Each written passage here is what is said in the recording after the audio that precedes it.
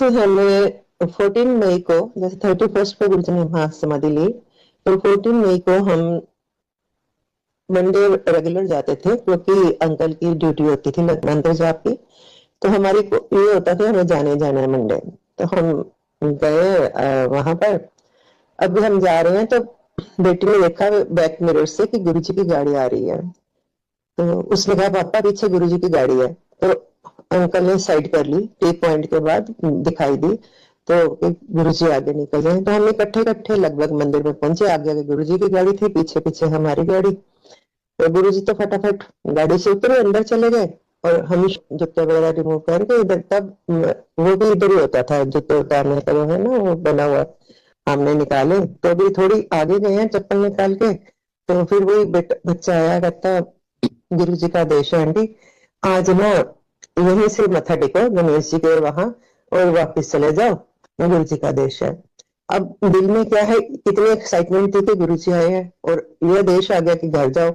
मत्था तो टेक लिया वहां से, लेकिन घर आने को मन नहीं कर रहा था। तो ये सोच के भी कैसे जाएं, क्यों गए, हो रहा था। अंकल ने तो फटाफट अपना चप्पल निकाली, चल पड़े। और मैं भी थी, बेटी भी थी, तो हम ऐसे ऐसे देख रहे थे कि शायद गुरुजी बुला ही ले।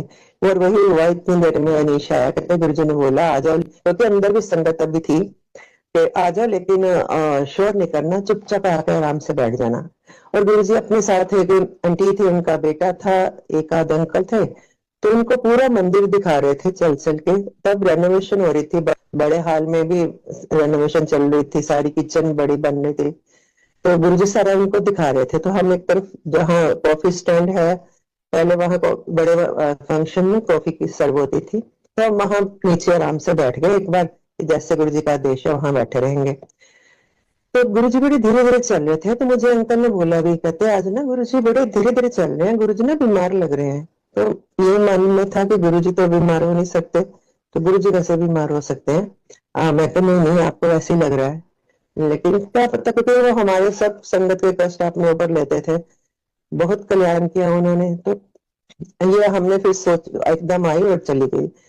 तो कहाँ गुरुजी हमें भेज रहे थे, फिर गुरुजी ने हमें वहां बिठाया और चाय प्रसाद का बोला किसी आंटी को बनाने को, पकौड़े थे, प्रसाद दिया गुरुजी ने। और गुरुजी काफी देर बैठे रहे मंदिर में। इन जो संगत थी, जिनको नॉन बंदे थे, सबको फोन कर करके बुला रहे थे कि गुरुजी आज मंदिर आए हुए हैं। और सब वहां अब ऐसे अट्रैक्शन सब आगे आ रहे थे गुरुजी का दर्शन करने।